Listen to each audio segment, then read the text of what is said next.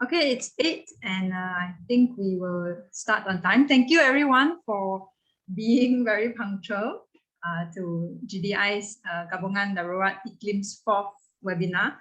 I think just as we wait for people to trickle in, we will start with a video first so that we can kind of wait for people to come in. And please note that this webinar is being recorded, and the recording and the slides will be made available later on via email. So let's start with the video first, Darren.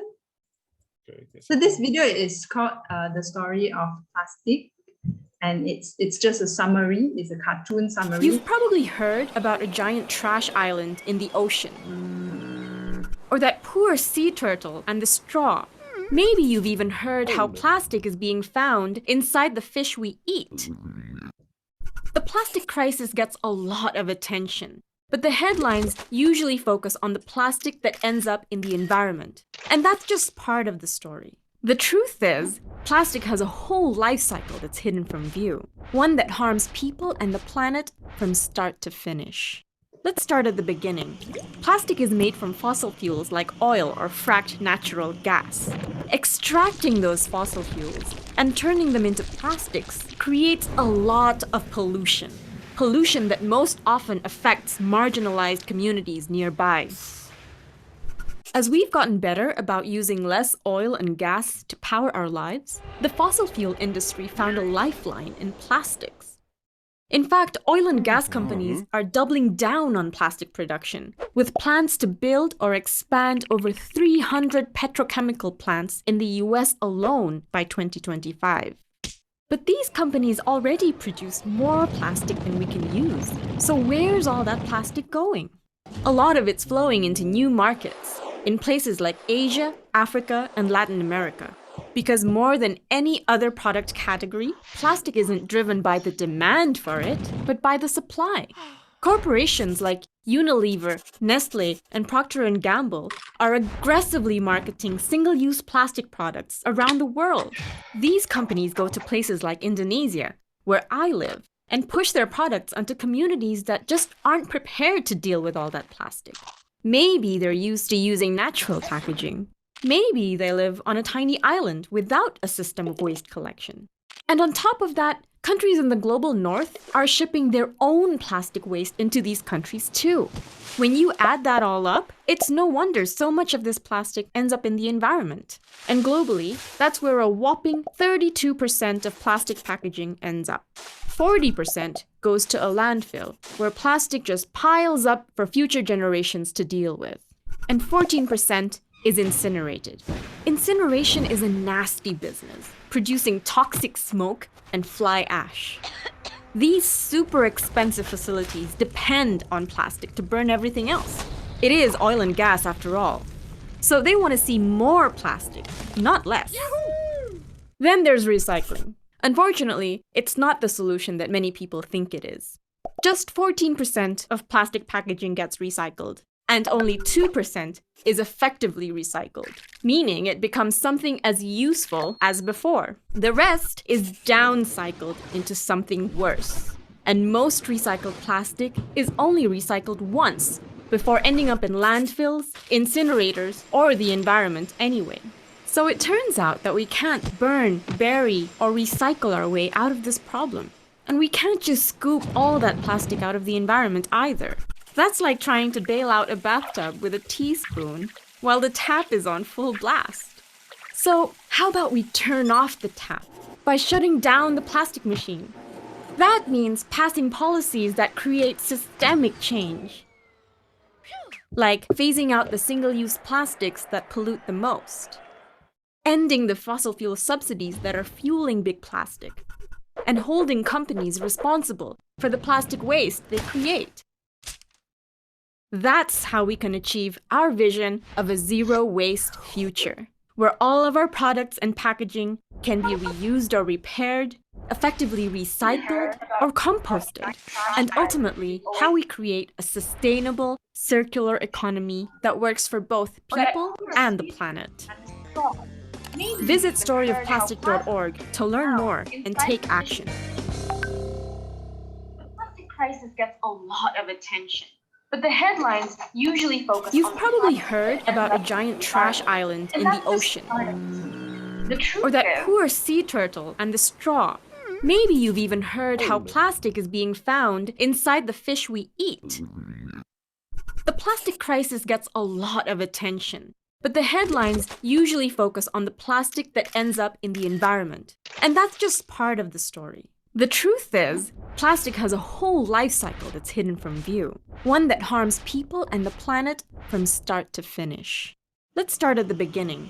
Plastic is made from fossil fuels like oil or fracked natural gas. Extracting those fossil fuels and turning them into plastics creates a lot of pollution. Pollution that most often affects marginalized communities nearby. As we've gotten better about using less oil and gas to power our lives, the fossil fuel industry found a lifeline in plastics. In fact, oil and gas companies are doubling down on plastic production, with plans to build or expand over 300 petrochemical plants in the US alone by 2025. But these companies already produce more plastic than we can use. So where's all that plastic going? A lot of it's flowing into new markets, in places like Asia, Africa, and Latin America.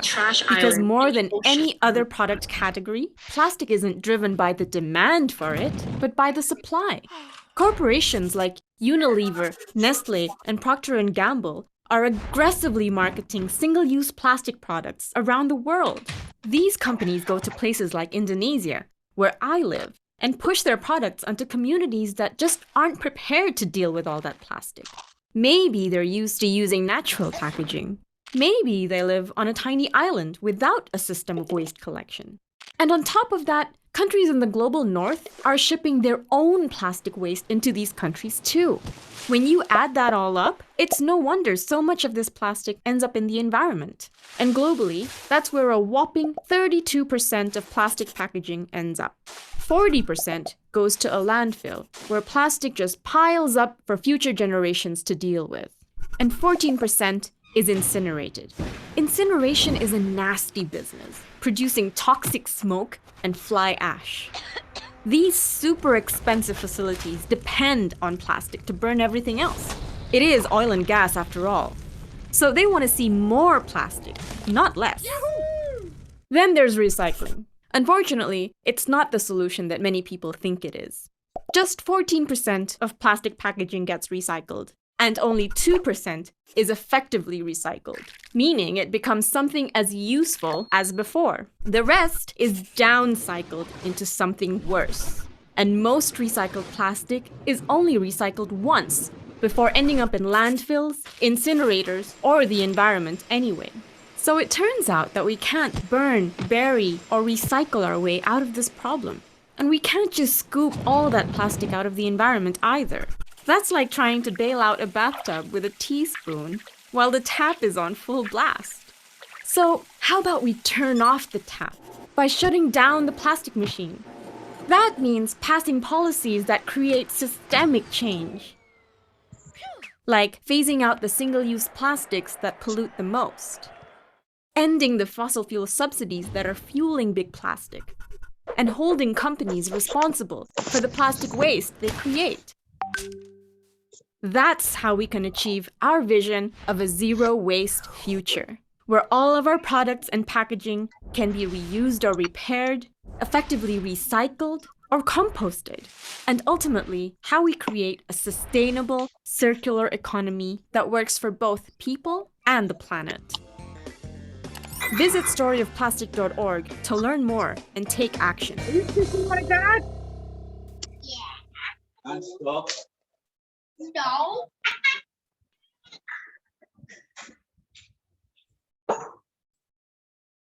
Okay, let's start.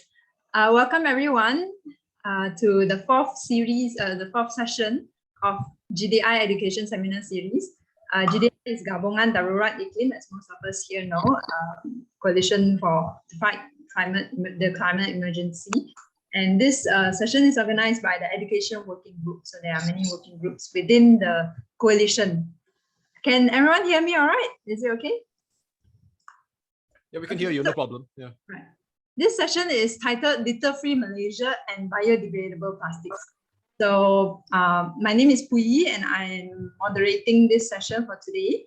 Let me introduce, I'm from CFA Center to Combat Corruption and Cronyism. And I've looked into governance issues related to the import of plastic waste in Malaysia. I would like to introduce our speaker for today, Kovin Sivanasvaran. He works with, he is the founder of an NGO called Glimpse of Malaysia, and he also runs an eco-adventure tour company. In addition, he also works for a company that produces OXO biodegradable plastic bags called Miracle Spectrum. So Kovin and I had an interesting discussion before this session, talking about whether do I want to be promoting plastic bags? What is he doing promoting plastic bags? So it'll be an interesting talk. Without further ado, I'm just going to pass the floor over to Kovin now. Hello, everyone. Thanks, Pui, for the introduction. And yeah, I think that whole conversation was pretty interesting, especially since we are all in the environmental scene, or most of us over here, actually. I will actually move on to just sharing my slides, so there's a bit more information about my background. So let me do that, and maybe you can just check with me if the slides are good.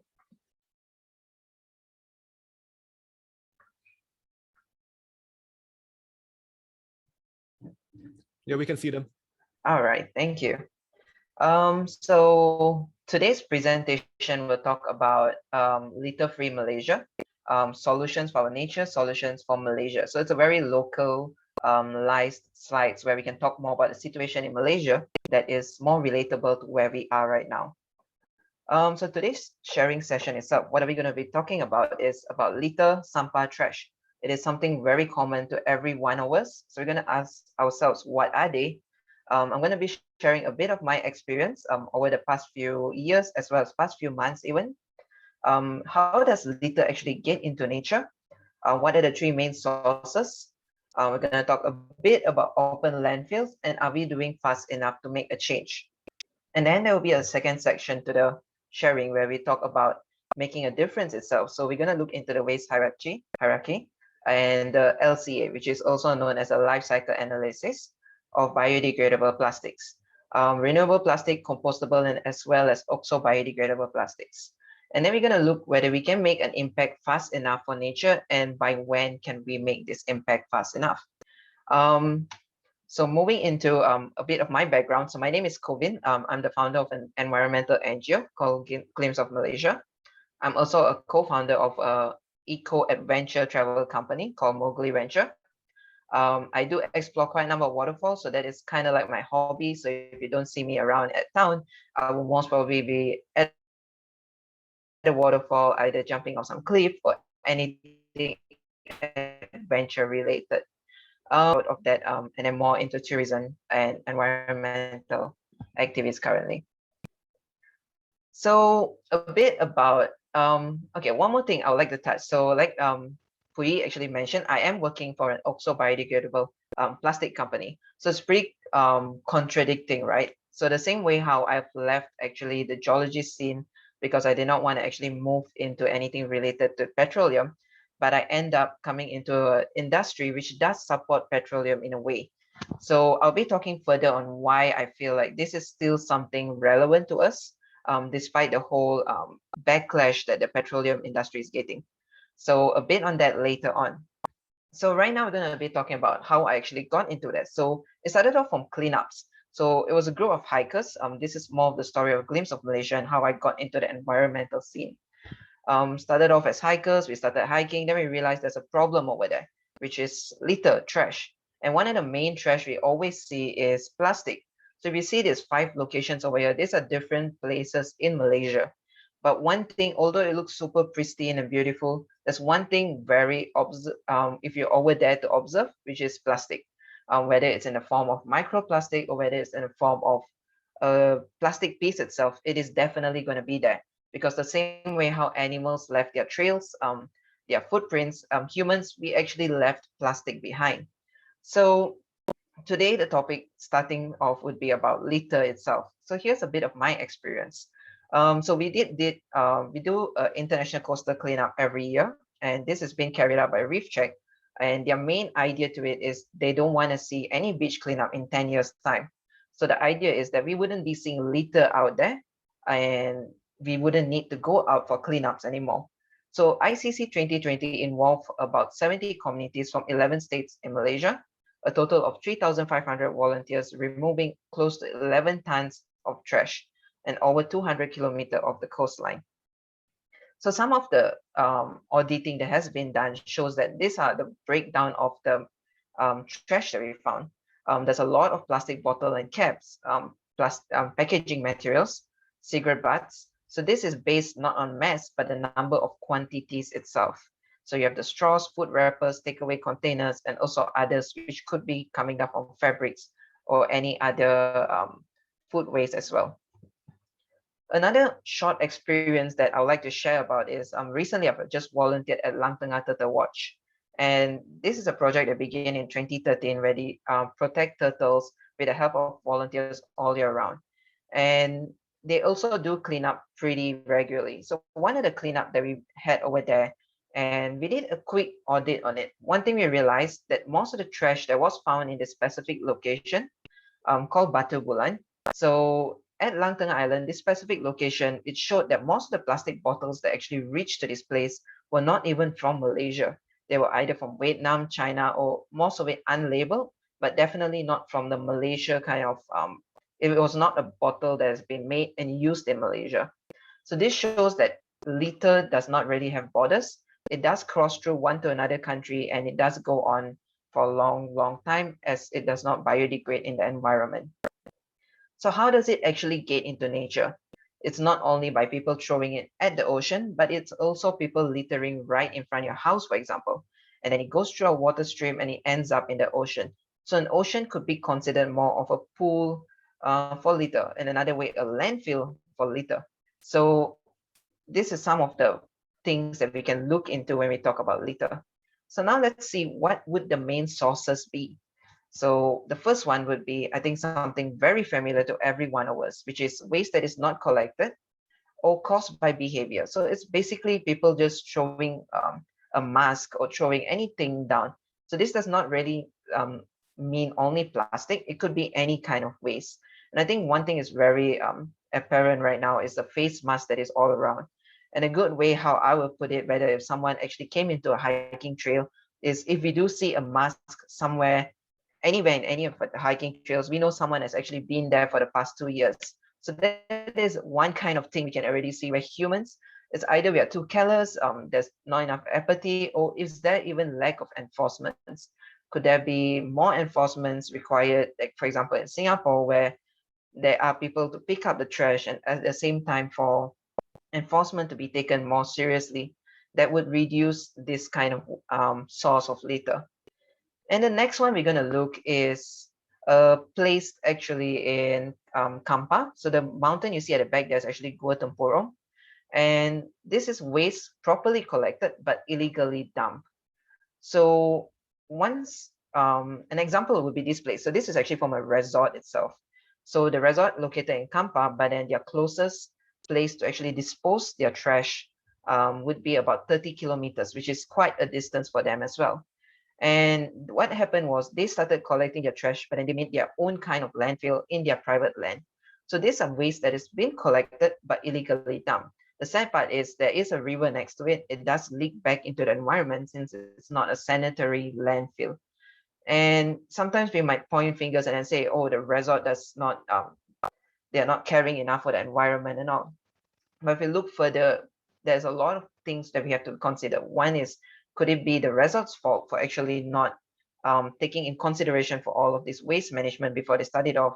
Could we look back into our government's policy where they do not take it very seriously when someone opens a resort a bit away or more in a rural place?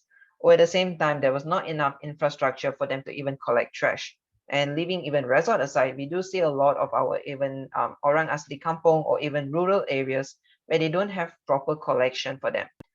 So the third one we're going to lead to into is waste collected and then sent to dump sites. This is something a lot of us are guilty into Although we do feel that once we have tied up our trash, leave it in front, and we have done our part as a citizen to make sure the trash does not go into the ocean, for example, or even into the environment. But sadly, what the situation is in Malaysia, we have two different kinds of landfills. The one on the left is a sanitary landfill. The one on the right is an unsanitary landfill. The easy way to put it, a sanitary landfill would be able to contain the chemicals and the leakage and make sure that the litter does not go back into the environment. Meanwhile, the one on the right, as you can see, is just basically a dump site. It is just as close of you digging up a hole in front of your house, burying it trash, and then putting something to just cover it up. So the whole situation over here is different. When it becomes an unsanitary landfill over here, that it leads to so many more problems of leakage at the same time of trash heading back into the environment.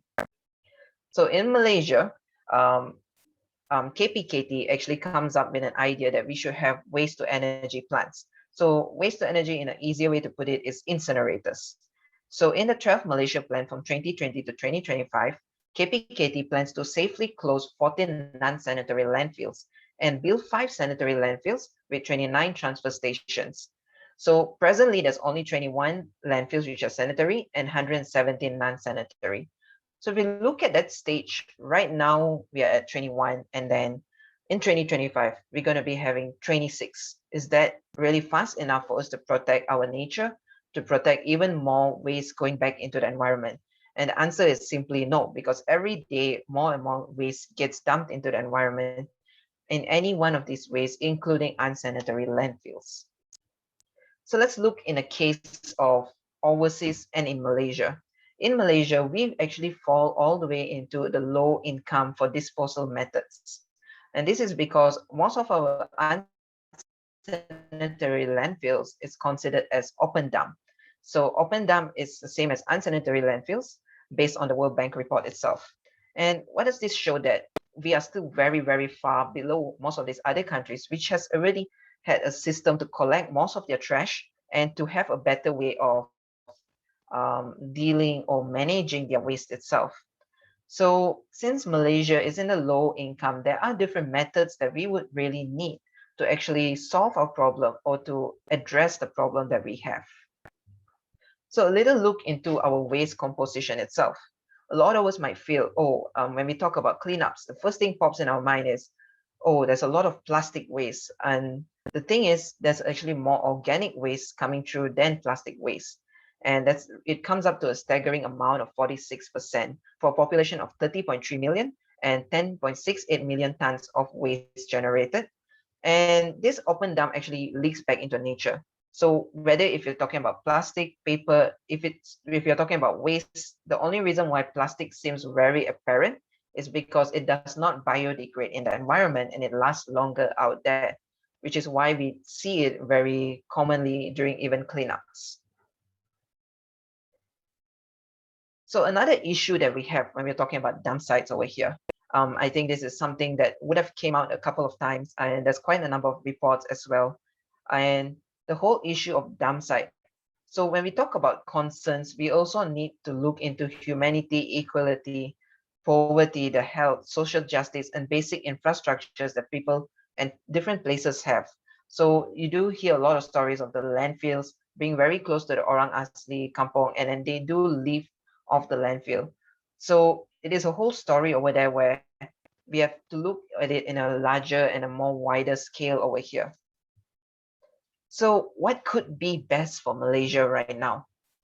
Okay, so if you're going to go and look into Malaysia, this is one way how we can look at it, is moving waste management up the hierarchy. And for best environmental outcome based on life cycle analysis. So if you see the triangle or the diagram over here, so the one at the top, which talks about prevention and minimalization, it is very positive for our life cycle analysis, which talks about zero waste living. It avoids or minimalizes red meat diet, and it reduces or avoids single-use items itself, which is either whether it's plastic, paper, or anything that is single-use. The next one would be talking about reuse and recycling. So what falls under reuse and recycling? EPR schemes and something that could be recycled. For example, PET bottles or also the type 1 bottles known as, and then zero waste living, it goes under reuse and recycling. And this also avoids or minimalize single-use items, no matter what kind of single-use items it is. So when we look into our alternatives, right, there are some considerations that we have to make, but these are some of the alternatives that has came out over the past number of years even. So we have had the whole switch of suddenly we said, oh, we don't want to use plastic straws, and then we went into paper straws. And then of course we also had the whole switch of let's use metal straws, until the whole conversation kept on coming about talking about how metal straws does have a larger carbon footprint, but unless it is being used for a long duration and you don't lose your metal straw, then it makes a lot of sense for us to stick to it. So that whole thing of anything that we bring into as alternative for our single-use items to alternate for our plastics, we do really have to consider a lot of different aspects to it. Another one would be tin cans. And tin cans, although it's a very good option, there's also considerations to be looked into when we talk about how do we recycle it if it reach into rural areas or places where it's very hard to recycle any kind of waste. And then followed by the third one, which would be paper itself. So when we talk about coming up with alternatives, here are some of the considerations that we always have to think or put it into our mind before we just put a blanket ban on something. So food packaging, we need to think about whether is it durable, whether is it safe for temperature, whether if it can handle certain temperature, waterproof, of course, because a lot of food packaging, it has to be waterproof, and then the security of the items itself to make sure there's no wear and tear to it. And then the next one will be in terms of medical products. So it has to be hygienic and safety in terms of it to being sterile. And it is usually disposable because you don't want to be having the need to sterilize each one of these items for usage. And some of the examples over here would be surgical gloves, syringe, insulin pens, and IV tubes. And the third one, when you think about alternatives over here, it's the weight of the products itself. To reduce carbon footprint, it is very important for us to take into consideration of the transportation and handling instead of just the production. Because if you want to do a life cycle analysis, it has to be very inclusive from the start all the way till disposal. So let's look back into Malaysia. So we have to go back to our basics. And the basics right now is how do we deal with our trash itself. So when our waste management infrastructure improves, only then this is possible. But it comes with very, very high investment. And I think this is something very clear to us that having incinerators, we do have our doubts as well, whether if it's good for the environment, whether if there's enough standards applied to the incinerators, and even the whole carbon footprint has not been properly calculated throughout the whole life of an incinerator. So there's all these thoughts coming in when we talk about having incinerators.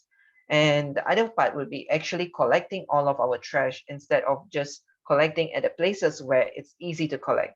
And then we have to always consider places where it's harder to collect as well. And litter management is already a problem in Malaysia. And that is why waste still gets into the nature. So if we can't collect it, we have to do something useful, for example, recycle or compost. But what happens if we cannot do any one of this, right? So here are some of the case that we can look into plastics. So let's put plastics back into the picture right now. So plastics that are already in our environment, we can clean it up. Microplastics, that's a bit harder on the topic to talk about. But if we talk about bigger plastics, definitely cleanup is possible, but then there's still a lot out there. How about the ones that we are still currently making and the one that is still currently in our whole production line itself? What is our best option towards it? So here are some of the ways we can look at it. What can we start right now? Human behavior, government, technology. Human behavior is going to take some time. The reason why it takes some time, imagine even if you're going back to your parents and then telling them, oh, we have to stop open burning and all, it takes time for you to explain to them. And then I think anyone working with communities as well, it would take time for you to explain to them how to move into a zero waste lifestyle, or even to move into not littering basically. So it takes time for human to change. Government, I think this is something clear for anyone in GDI, to get our government to come with any laws or legislation, it takes time and it takes a lot of initiative from them, and also something that they can earn at the back of it. Technology, on the other hand, technology is something very technical over here because it can be implemented very fast, and it just needs some kind of positive outlook. At the same time, the main thing that would hinder this is the cost. So now let's move into biodegradable plastics. So when we talk about biodegradable plastics, we talk about sustainability in our material. What does it mean? So sustainability should not exclude any one of these. First is environmental protection, economic welfare, and social justice. And that is why we cannot look into it at a small lens of looking, it does not suit for me, so it cannot be a material for everyone. And if it's something that it's going to affect me, and then it's going to affect the same for everyone. So that is why we have to look at it at a wider lens. So what is biodegradable plastic? So it is an alternative to replace the ordinary and conventional plastic. It can biodegrade. It returns back to the natural life cycle. It does not harm the environment. All right, so this one sentence over here, it does not harm the environment. Of course, a lot of things that come up into your mind is microplastics, the whole carbon footprint to it. But then let me explain to you on what sense it does not harm the environment. If a biodegradable plastic works the way it should, meaning it biodegrades the way it is meant to, it does not harm the environment. But meanwhile, a lot of this biodegradable plastic has different kinds of applications to it. And when we have different kinds of applications to it, that's when it is going to harm the environment because it does not get disposed the way it should. So here are some terms to look at. When we talk about biodegradable plastic, it includes oxo-biodegradable, it includes compostable plastic. So both of this is considered biodegradable. And conventional plastic is left aside. So conventional plastic, what happens? It degrades into smaller and micro pieces, but does not return back to nature as it cannot be metabolized by microbes. Meanwhile, biodegradable plastics, it can be metabolized by microorganisms, such as bacteria or fungi over a period of time and returns back to nature. When we talk about returning back to nature, it becomes biomass. And this biomass is the one that is going to be consumed by microorganisms. If it is not being consumed by microorganisms, it is still non-toxic to the environment. So a bit of oxo-biodegradable first. So a bit of oxo-biodegradable. So what happens differently? So if you look at the first stage over here, from high molecular weight to low molecular weight. So what happens in a normal plastic? It just breaks down to a smaller and smaller piece. But then the chains are still in the same form of how it is. And how does this happen is the additives that has been added to oxo-biodegradable, it is containing heavy metal, which is already below toxicity level. And what it does, it promotes more oxidation. And when it's oxidation, it's a whole chemical process which breaks down the chains itself. And when these chains are broken down, so that's where we have our final product, which is carbon dioxide, water, and biomass. So here are the few different types to look at. First one, oxo-biodegradable. So how oxo-biodegradable is made? It's made out of polyolefins and pro-degradant catalysts up to 1 to 3%, and it's meant for short life plastic. So of course, it is not meant for all kinds of plastic, but it's meant for plastics where we would normally see and call as single-use plastics. The next one would be compostable plastics. So compostable plastics are made out of starch-based food crops, for example, tapioca, corn, and it is also meant for short-life plastics. And the third one would be the very interesting one to me. And I'll explain towards the end why this is something very, very interesting. The reason is actually because it comes from waste, all right? So if you look at oxo-biodegradable and compostable, it is not something where you can just put the whole additive in and then call it oxo-biodegradable. There are specific standards for it. So the ASTM standard for 6954, what it says that it can biodegrade in the environment. Meanwhile, 6400, meant for compostable plastic, it is meant to biodegrade in a composting facility. So here are some of the examples of the label that we have. If you look on the one on the left, this is both local brands that you can find around in Malaysia. So the one on the left, if you see, there's two. One of it at the bottom is a D2W. So that is an OXO biodegradable logo. And the right-hand side is CRIM. So yes, has to be a logo from CRIM as well for it to be certified as biodegradable. The one on the right, on the other hand, is a compostable. And if you can see, there's also a certification number below it. And it is meant for compostable plastics. So how does this tool work? Like I mentioned earlier, it does not harm the environment.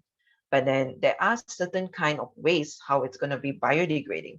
The first one is OXO biodegradable is meant to biodegrade in open environment.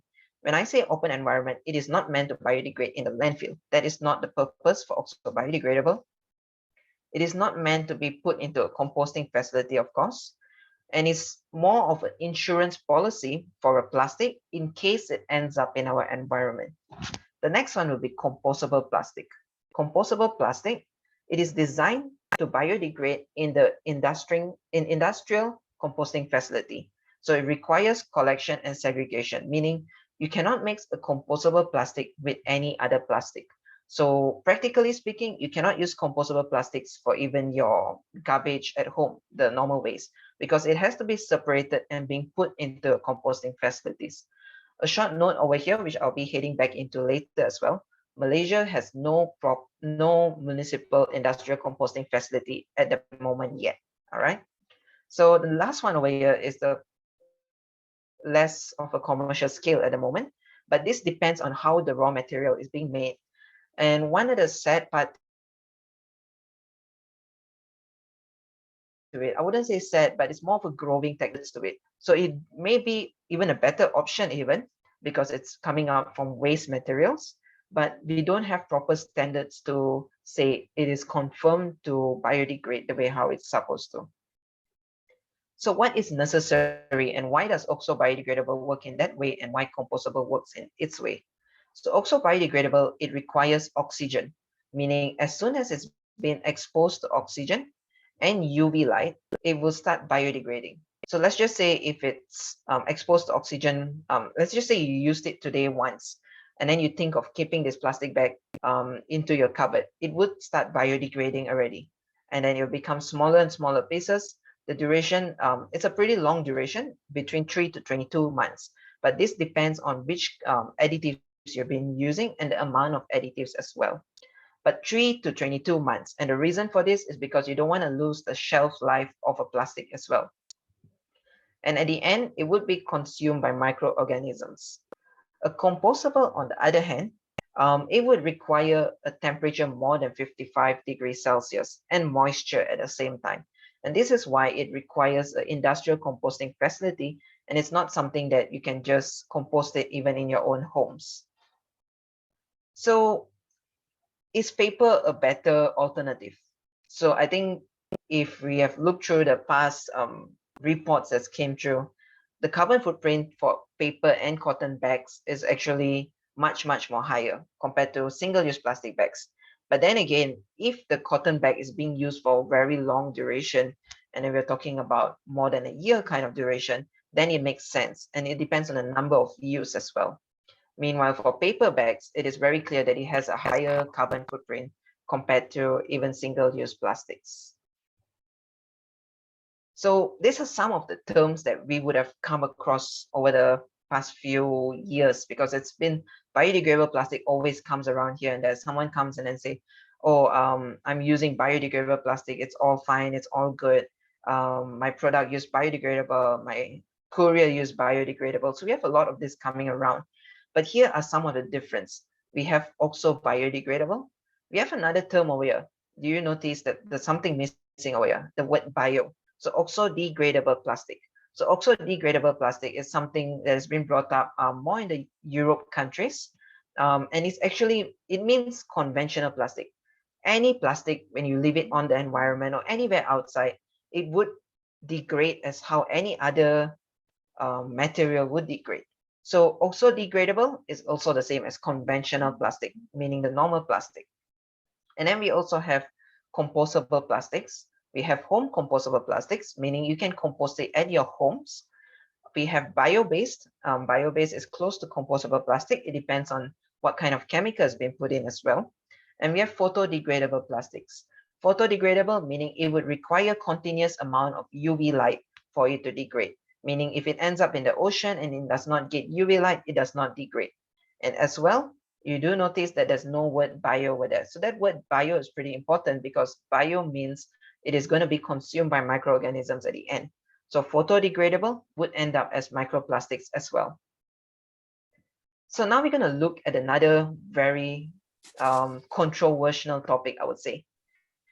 From fossil fuel resources and from compostable. There's a lot of thoughts about it. And as well in the video that we have watched earlier, which talked about how fossil fuel, plastics is driving the amount of fossil fuel there is. But before that, we're going to look into something more of a localized view. So in the year 2017, so our federal territories, we came up with a very brilliant idea, it seems, that we would favor only biodegradable and compostable plastic bags and food containers. But guess what? So they allowed compostable plastic, but they're not going to be segregated in the plastic, and it's not going to go into a composting facility. So what does this happen? When you have more compostable and bio-based plastics back into our landfill, there's a whole increase of methane gas. So we have kind of made something even worse when we thought, oh, this is a better option. And the whole idea of the price increasing and all, of course, it would increase because compostable plastics is more expensive. The reason for is a typical compostable plastic, if you want to have the same cost as a normal plastic, you would have to look down a bit on the strength of it. So that means the strength wouldn't be the same if you're talking about the same price. So for compostable plastic to have the same strength of a normal plastic, they would have to make it a few extra layers thicker. And this is why the cost increases over here. Meanwhile, if you look at certain other biodegradable plastics, for example, oxo biodegradable, it works a bit more differently. Oxo biodegradable, it needs an additive and it's about 1 to 3%. And this does not increase the price too much in a way where it increases probably at a 5% or even less. So it's something much more affordable even for shops or even the market to even absorb into their whole system. So now we're going to look into renewable. So we talk about compostable or bio-based, and just now we're talking about fossil fuel or to go to compostable plastics, right? So we talk about renewable energy. One thing you have to notice is whether it is very available for that certain country. And then we have to look into it having a low environmental footprint itself. Meanwhile, if we look into the same thing into compostable, we have to consider if crops are to use to produce bio-based plastics, it does require high energy and pesticides. And I'll be explaining later on why this actually drives the whole industry of fossil fuel at the same time as well. So from fossil fuel, how is plastics actually made, right? So they are made out of ethylene, and it is a byproduct of oil refining, and which is used to be flat and wasted at the same time. So this is a byproduct. A byproduct meaning if we don't use it, it's going to be burned and back into the environment as a greenhouse gas even. But instead, this is being made into a product which is actually inert, known as plastics. So plastics do not leak out chemicals, and the most it does is actually break down into microplastics over here. So if oil is extracted to make fuels and lubricant, and even if plastics, oil-based plastic does not exist, the same amount would still be extracted. So what we have to look over here is that there's a lot of other industries which still uses fossil fuel, which would be the main consumers or the main drives that the whole industry is, which is, for example, where we fuel, lubricants, and the whole idea of plastics becoming the driver may not be the true case into it. So is it still a byproduct? That's the question over here, because according to the video, it did mention that US has 325 new petrochemical extraction. The answer is both yes and no. So the reason why it's a yes, because we look at US right now. US has been talking about having more shale extraction. And when they do shale extraction, it is very much possible that they're going to be moving most of their plastics into that whole stream. But at the same time, um, over here in Malaysia, we wouldn't be doing that, as we still do have a lot of this byproduct to be making plastic for ourselves over here. So conventional plastic is normally made out of fossil fuel. So this is still the case in Europe and Asia at the moment. So for US, definitely, it is going over to the whole of movement to shale, which is going to be more abundant and affordable. But at the same time, when we look at the cost, it wouldn't change the whole idea of us moving to shale at the same time, as we do have a lot of um, fossil fuel extraction going on over here, and that byproduct is going to be wasted if it's not used. So there is one note over here. It is 19% of global plastic pollution. Sorry about that. I think it's more of global plastic production itself. So the shale itself from US, it does make plastics and it's being used around the world. But of course, US do have a high consumption. So most of these plastics made are consumed in the US itself. So the whole idea of it's being transported to other countries, for example, Europe and as well as Asia, may not be very relevant because we do get it much more cheaper over here compared to even coming out from US. So in Malaysia's whole situation, ours is still a byproduct. So ours is still not considered a new extraction, or we do not drive for further extraction. So why is compostable going to be not the best option for us? So when we look at it, we're going to be clearing land. We're going to be doing more pesticide manufacturing, fertilizer manufacturing, and then the whole idea of transportation and agriculture. What does this use? It uses back fuel. So for example, if we were to open a whole farm just to plant plants to make plastic in Malaysia, it does not make sense. And the reason is because we do have this byproduct, but then we're going to be planting something and using even more fuel to actually make something. And then we're going to be most probably a lot of these companies which use compostable or bio-based, they call it green plastic. But if it's a full life cycle analysis that's been done, it is very clear that this is actually not even a byproduct. So it's going to be a higher carbon footprint or a whole higher release of greenhouse gas even. So here's a bit of a discussion that we can look at. So we look at microplastics right now and how is it in the environment itself. So here are the few examples that we talked about and what does not become a microplastic in the open environment.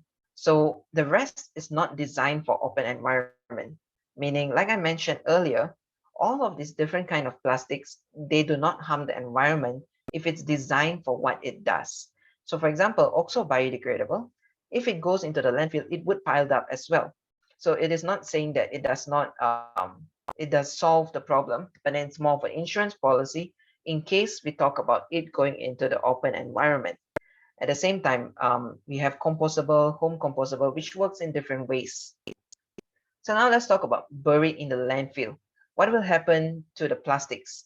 So of course, if it's buried in the landfill, there's very little oxygen to almost no oxygen. And this is why it would degrade and become microplastics in the landfill. So the whole idea of oxo biodegradable being biodegrading in the landfill is false. Okay, so it does biodegrade only in the open environment or if it's been exposed to oxygen. So the whole, if it goes to landfill, everything ends up the same. The question over here is what is going to be more harmful. Compostable, home compostable, bio-based is all made out of bio starch and all. So this releases much more methane gas on top of the current pollution that we have coming out from our landfills. So when we talk about recycling, so that is something very important because although I do agree, recycling does not solve the whole problem, and recycling is very, very hard, especially for plastics, because there's very low value to it, and at the same time there is a very low chances it's going to be recycled to a product which could be recycled for the second and the third time, unlike other kinds of material like metal. So if it's recyclable, yes, the first two is still recyclable. The next three over here, it contaminates and it requires segregation, meaning those three has to be removed from the current plastic and then the current plastic bunch that we have, and then it cannot be put into the recycling stream. And the reason why oxo biodegradable still falls the same as conventional plastic is because the additive is very little, and once you mix it back into the resin, it becomes back normal plastic as the concentration is too little for it to work the way how it should. Meanwhile, photodegradable, it depends. So there was not enough studies to actually prove that recyclable is practical for photodegradable plastics, but it depends on the concentration, and photodegradable does use much more chemical. So that means that the chances of it contaminating is still very high. So if plastics is needed and we have options and priority, so oxo biodegradable, it biodegrades in open environment, it's proven on land and in water. So this addresses the litter in open environment. So if our concern is going to be what happens to the plastic that is being created this year, that the whole idea that this plastic is still being created in our whole system, how are we going to address it? That means oxo biodegradable would be an option. If we talk about having compostable coming in, we would have to think about whether we have the collection for it, segregation, and an industrial composting process for it.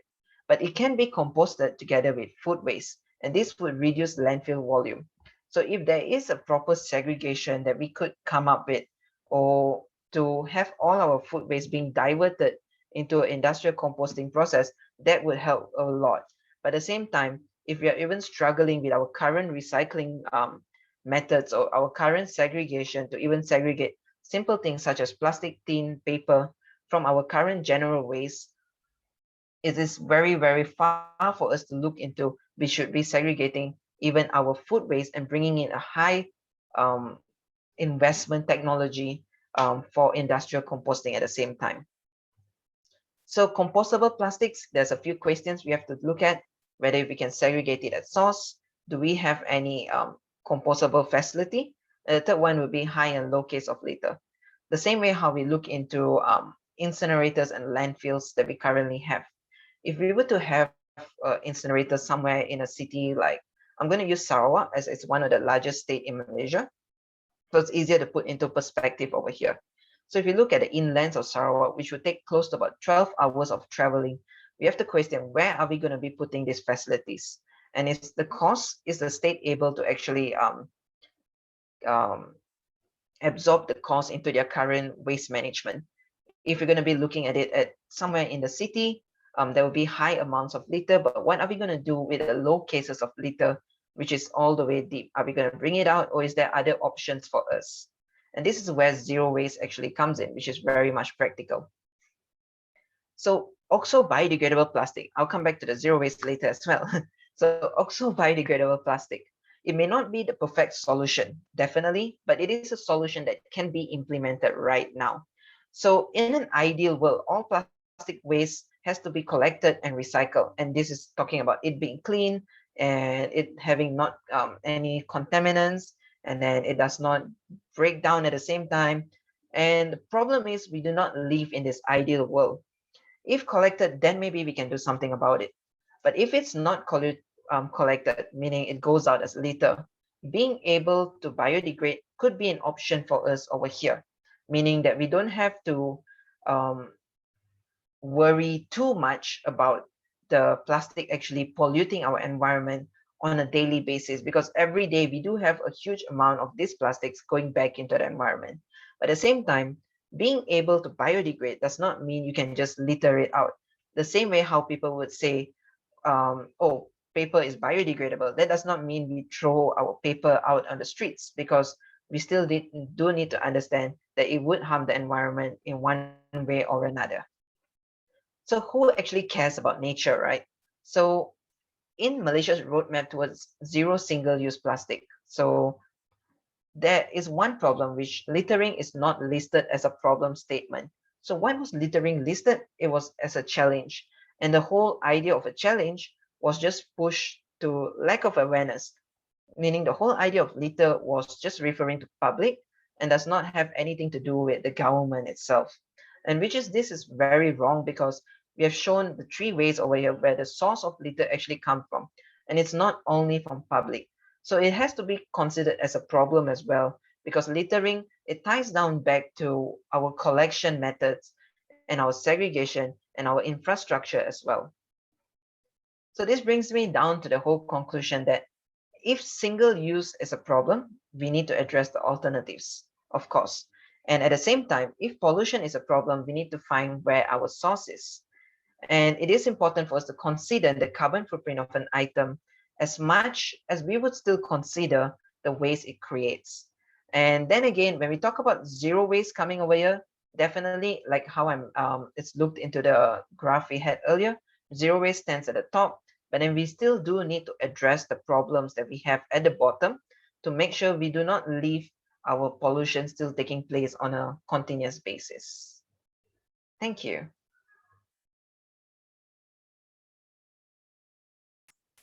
Okay, Kovin, do you need a drink of water? Yes, I think I have it later. Fine, still. Okay, thank you so much for that informative discussion and informative presentation. I have so many questions. All right. But I just wanted to point out that there are some areas that I disagree with. Okay. And then I already made it clear to him. For example, I think that blaming litter and anti-litter campaign, it's a strategy by plastic producers. It's not it shouldn't be a littering problem, it's a design problem. And plastic producers and oil and gas already knew this problem in the 1970s. But they chose to blame us for littering instead of to redesign their product. That's one. And secondly, I need to say that I am anti-incineration. Okay. but that's a whole different topic, whole different area to go into. So I'm going to jump right into the questions and add on some of mine. Who asked, is there any statistics in Malaysia about how much oxo biodegradable plastic and compostable plastic we use in Malaysia? And I'm going to add on to this question, okay? You heard that thought? So about all these different categories of plastic, home, I might have missed it. Can you please explain a little bit more what home compostable is, firstly? Secondly, what does the government mean? So you shared an article just now that said biodegradable and compostable. What does the government mean by biodegradable? Are they talking about photo, oxo, or what? And how can the government be pushing compostable plastics when there's no composting facility at the municipal level? Okay, so okay, maybe I'll use my slides as well, so it'll be a bit more clearer.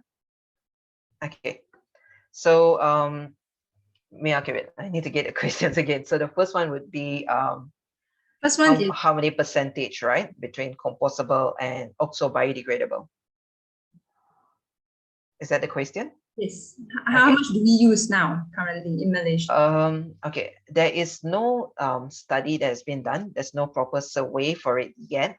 And the reason for this, sadly, because there is there is the whole legislation that says that they need a CRIM chop on it and all.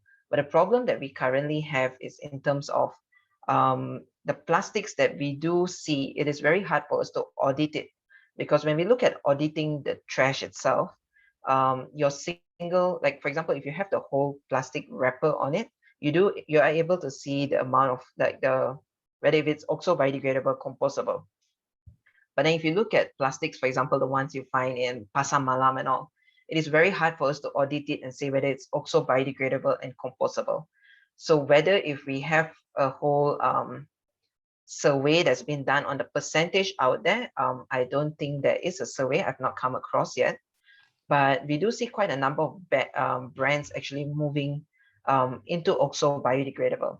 But I'll be quite clear on this. I'm not too sure if they are very clear on how oxo biodegradable even works.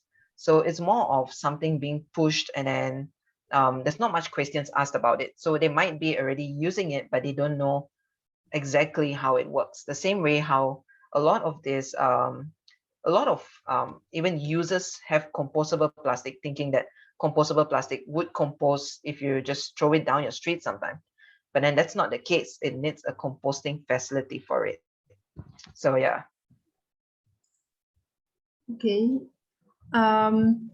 So how can we differentiate if we have a plastic bag these days? Mhm. A lot of these plastic bags have biodegradable plastic and biodegradable. They have that printed. How do we know, is it compostable, biodegradable, oxo biodegradable? Is there any standard in Malaysia for them to follow?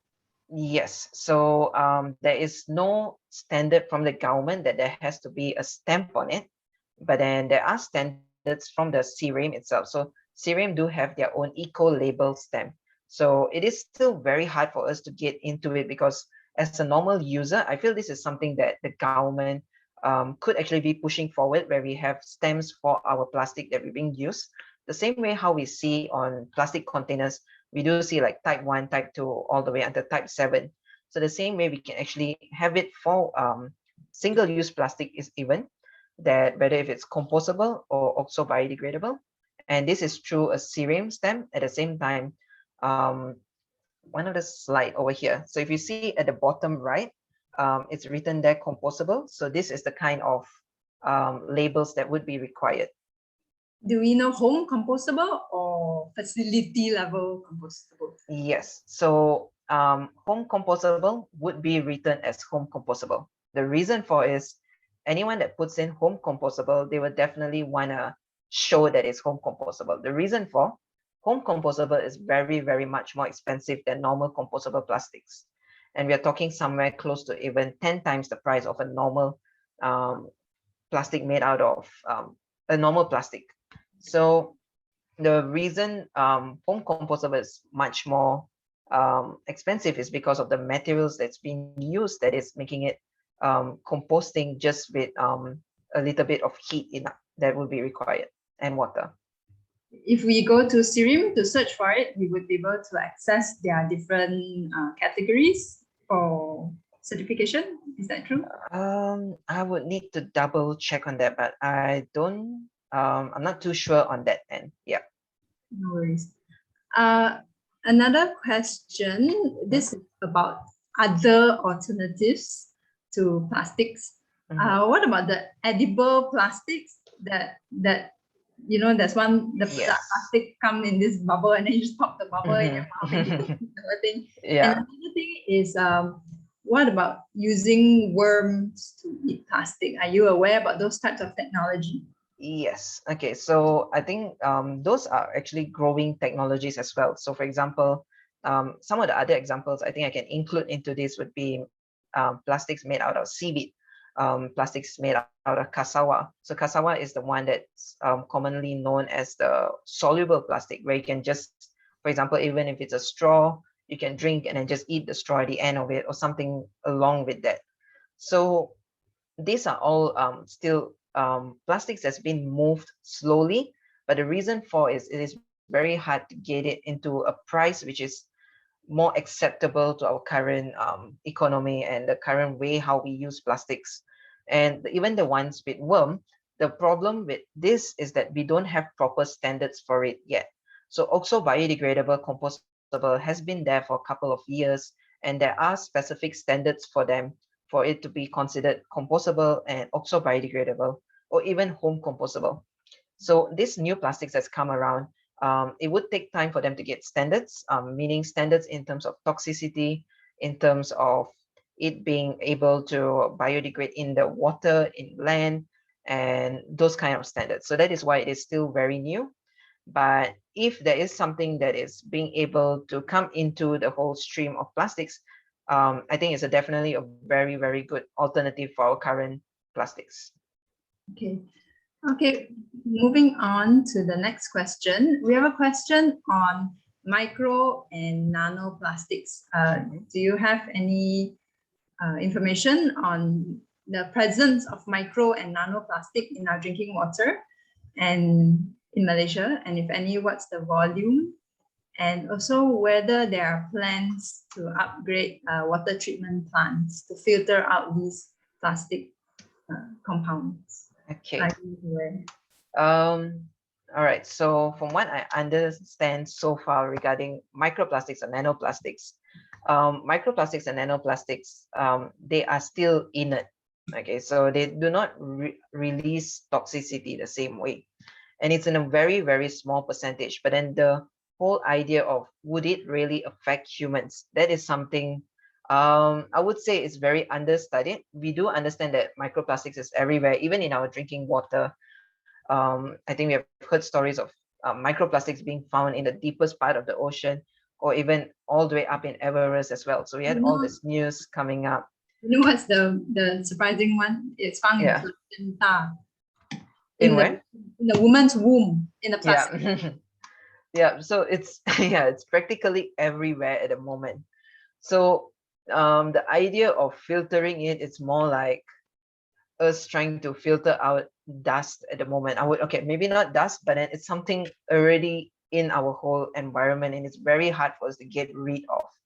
So actually going to say that we can remove microplastics, it is something very, very hard unless it is going to be gone by its own. For example, on a very, very long time, for example, if we think about a million-year time, and definitely we're going to see plastics degrading in one or another way. So the whole idea of actually removing microplastics or nanoplastics may be a bit hard to look at currently, because we do have problems with us just even putting in more plastic waste into our environment. So I guess it's two different. We do see a few initiative. For example, I came across one a couple of months ago where someone was removing microplastics from beach sand. It does look like a very good option to remove microplastic, but then we have to question whether if this is something that can be scaled or could be relevant for us, instead of like stopping the main problem over there, which is plastic becoming microplastic itself. I want to add on to that. Yeah, sure. So the European Union has banned oxo-degradable plastics because they say that oxo-degradable plastics will degrade, but they won't biodegrade. So they will degrade into small pieces and become microplastics.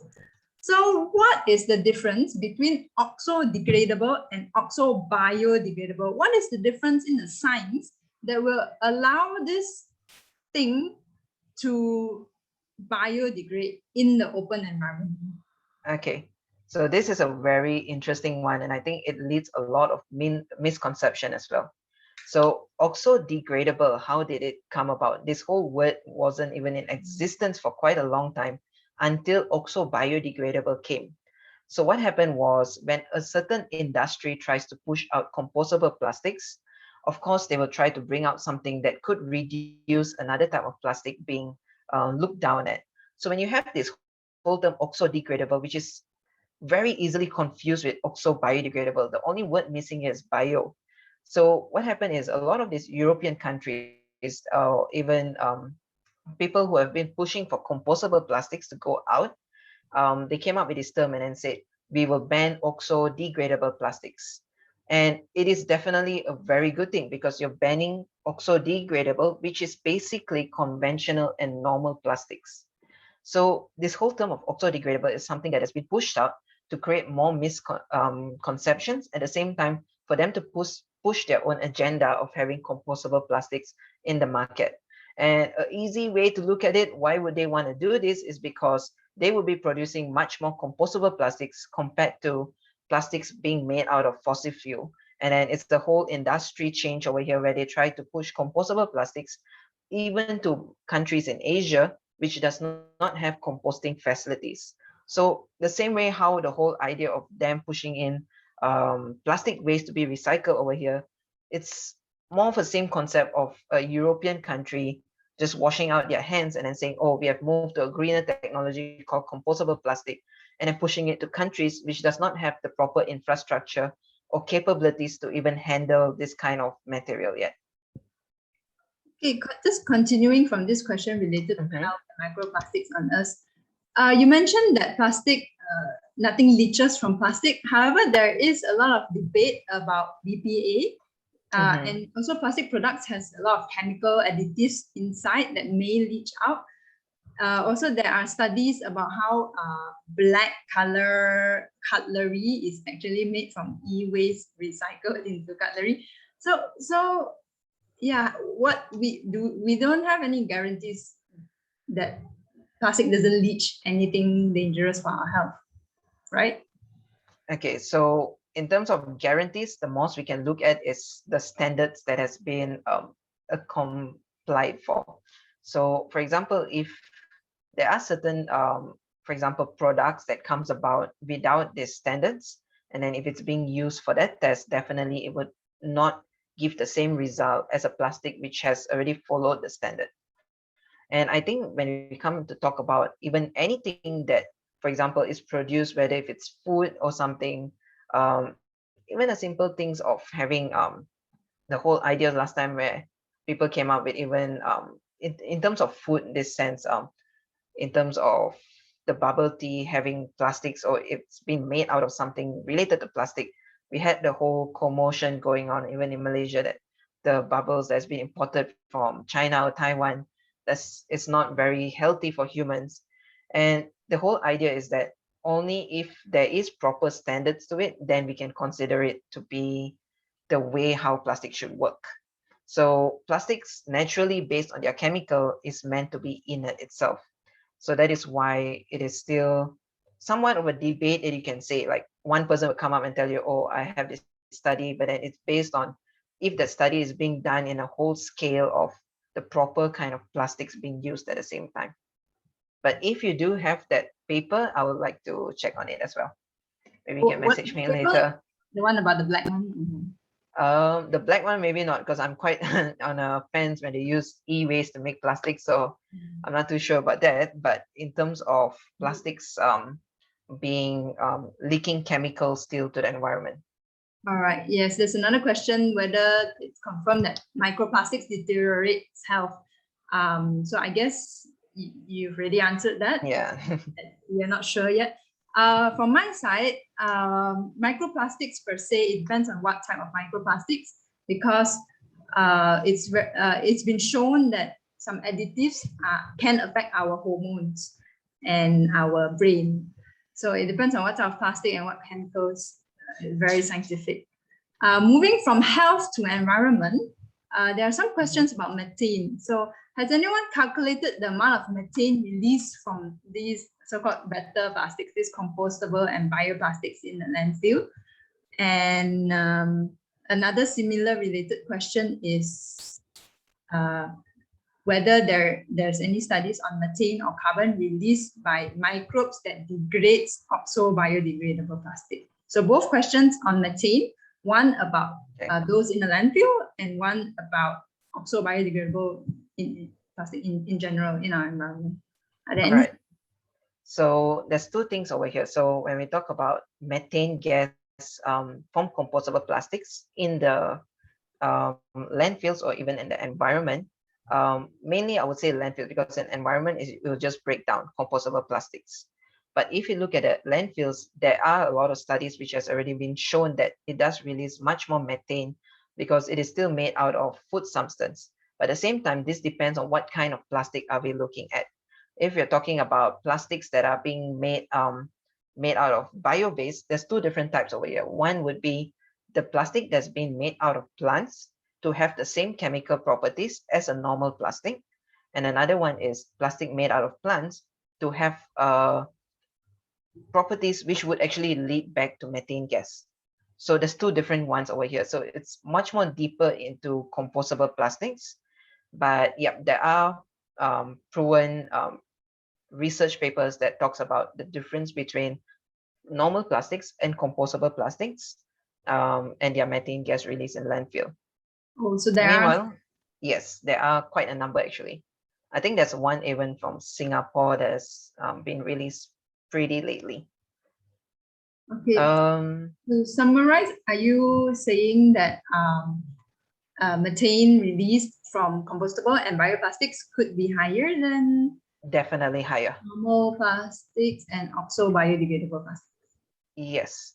Because terms of- it's yeah. from organic materials. Yes. So for example, even materials such as starch, it would lead back into methane gas release, the same way how we look at having food waste back into our landfills. The other side would be oxo biodegradable, whether it releases methane gas with the whole biodegrading taking place with microorganisms. So they did do the whole standard, the ASTM standard, which was mentioned earlier. So what it does is they do check a toxicity level at the beginning and as well the middle and towards the end of the whole process of the whole plastic biodegrading. And it has been shown that there's no peak of toxicity at the throughout the whole process of it, which means it is safe to consider it as it does not release methane gas or even any other toxic that would be considered harmful to the environment. Following up from that, for oxo biodegradable plastic, how long does it take to biodegrade? Because there are studies that show that microplastics in the ocean, they accumulate bacteria, and that's harmful for the ocean, for the organisms in the ocean. So how long does it take for oxo biodegradable plastic to biodegrade? Oxo biodegradable, it takes between 3 to 22 months. So the reason for a very long one, like I mentioned, is mainly because you don't want to lose the value of a material at the same time. Because if it's going to be just 3 months, definitely we would end up be wasting more of the production that we've been made because it just biodegrades without even being used. Yes. And so that is one of the other considerations we need to look into if we're going to be having oxo biodegradable. Yeah. But yeah. Yeah, continue. Sorry. Oh, yeah. So like the speed of it, it depends on the amount of UV light there is. So let's just say I'm having a plastic, it's been exposed to oxygen, it will start biodegrading. Oxygen and UV light, it will start biodegrading. And as long as it's being present around oxygen, it would biodegrade.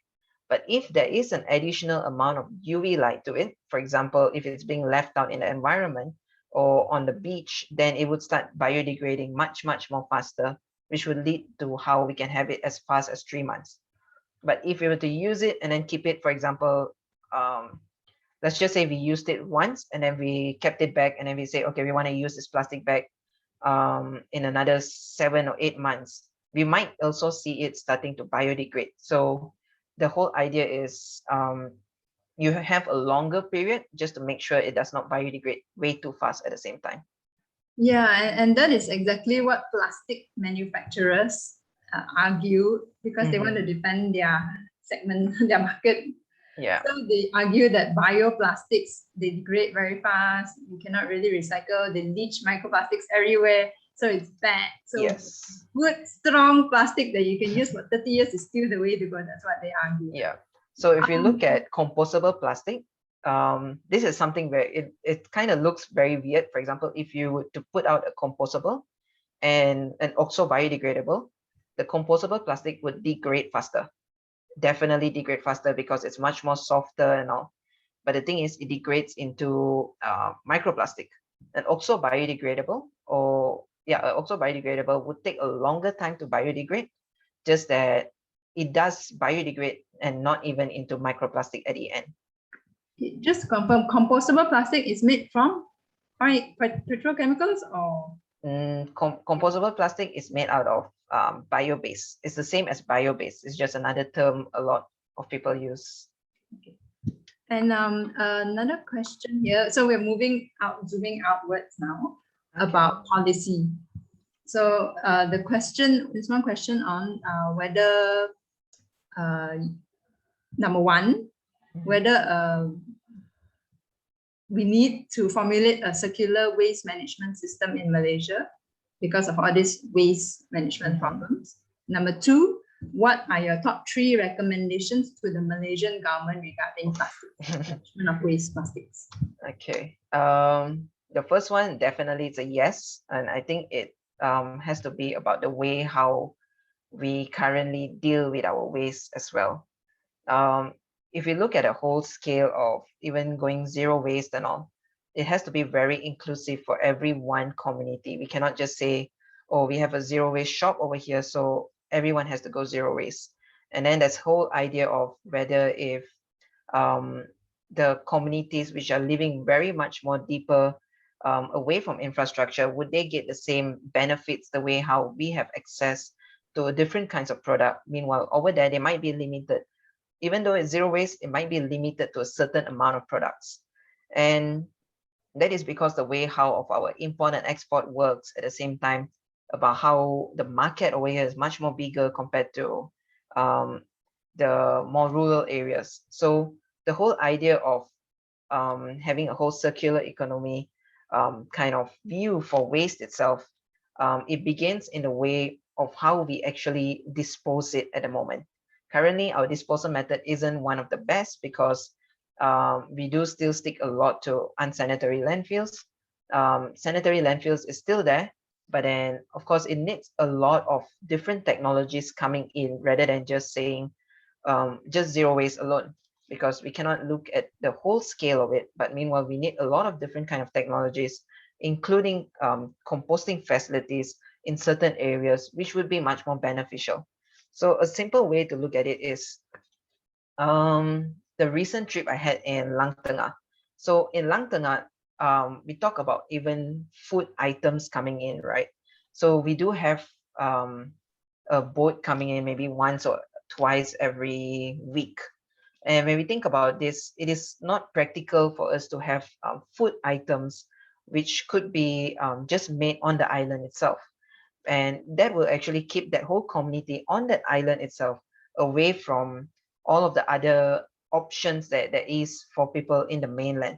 And then of course you can say that Lang Tengah is something of a island, like it's just at the side.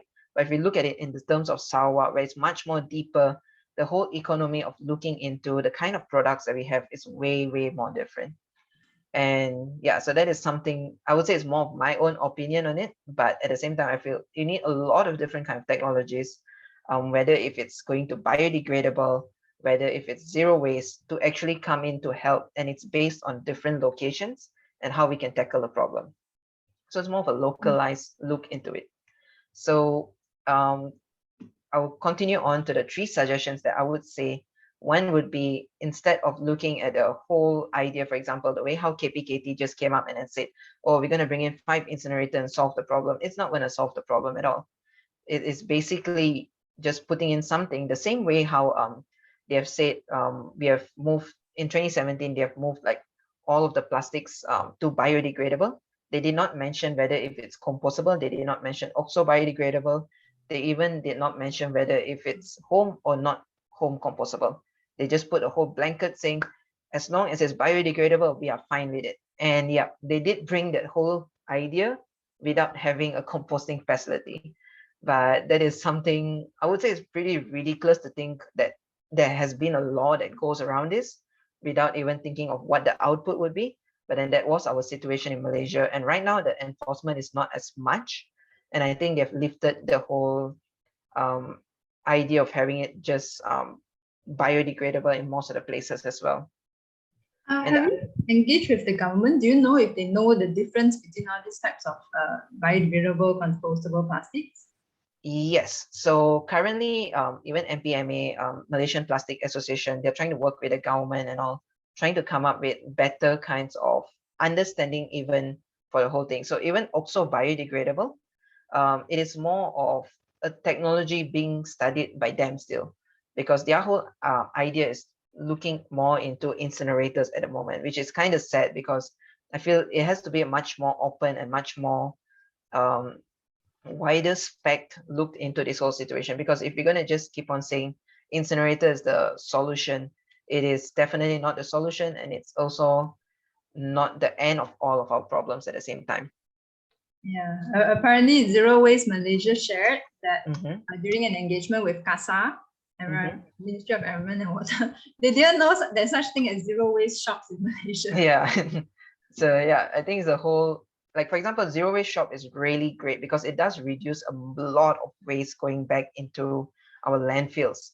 But hold that thought. Hold that thought, because there's one question related to this. Okay. All right.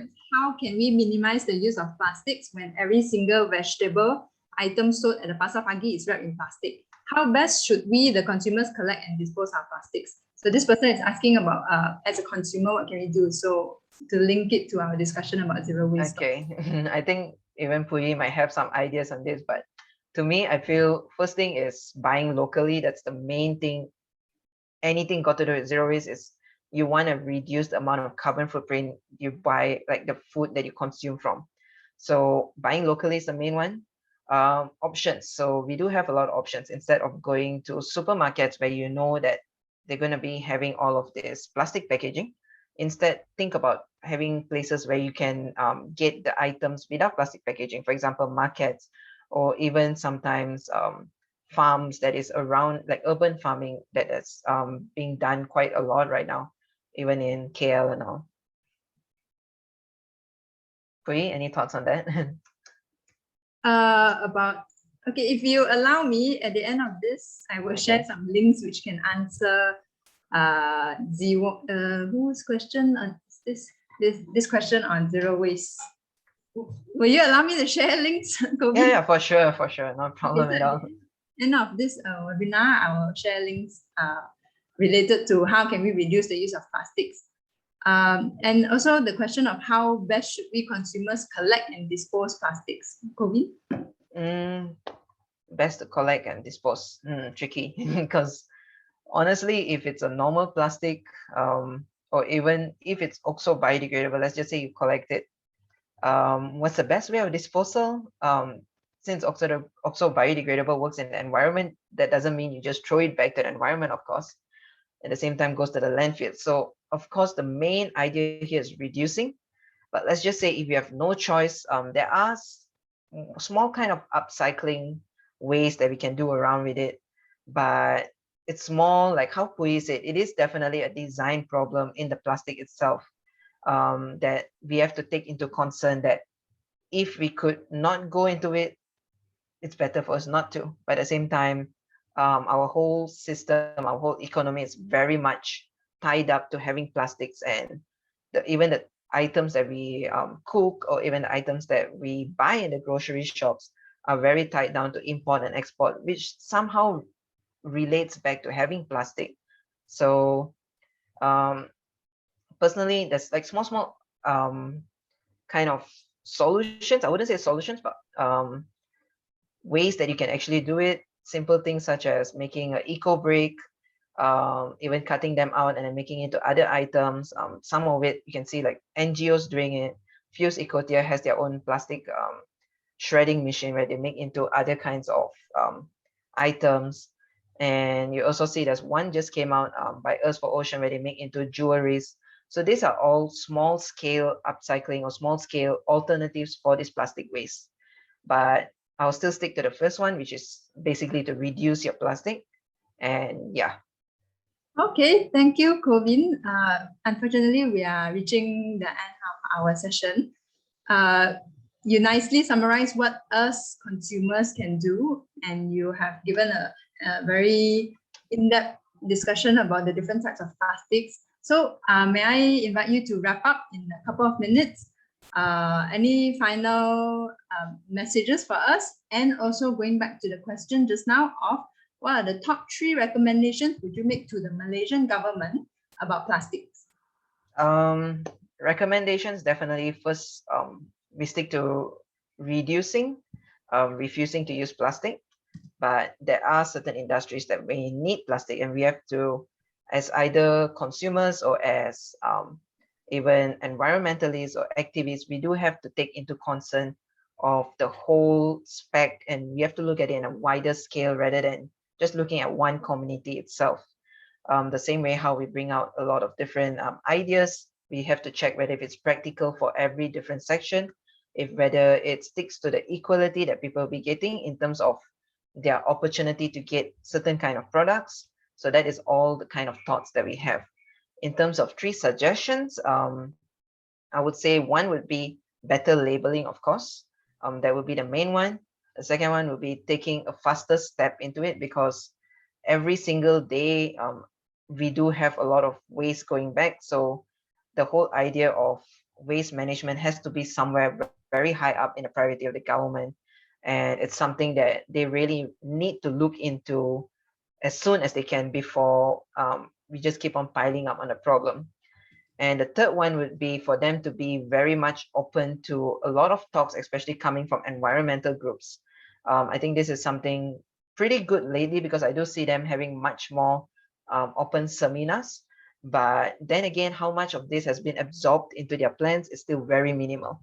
So if this kind of alternative, for example, ideas from zero waste, WWF coming with the EPR, everything comes in and then it pushes forward a very inclusive kind of roadmap, that would be the best option at the moment. Okay, thank you, Kovin. Thank you, Pui. Anyone can reach out to GDI and get Kovin's contacts from there if you want to continue this conversation. I just shared a bunch of links in the chat. The Story of Plastic, the video that we showed earlier, it's receiving an Emmy nomination, and the full documentary is available for free on YouTube. And there are a lot of other things in the chat, so please do look there. One final word from me is that we need to consider, when we're proposing a circular economy plan, when we are pushing for a circular economy plan, we need to make sure whether there is any efforts to reduce the production of plastics or not.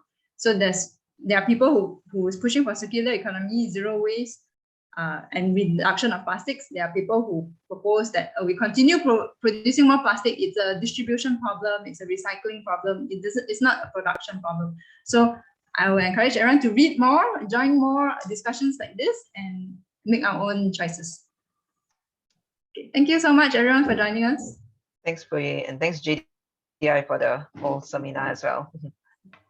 Thanks, Kovin. Okay, I'll stop recording. Thank you, everyone. Right, so you can start doing obscene things in your video camera if you want to. Okay. Do we take a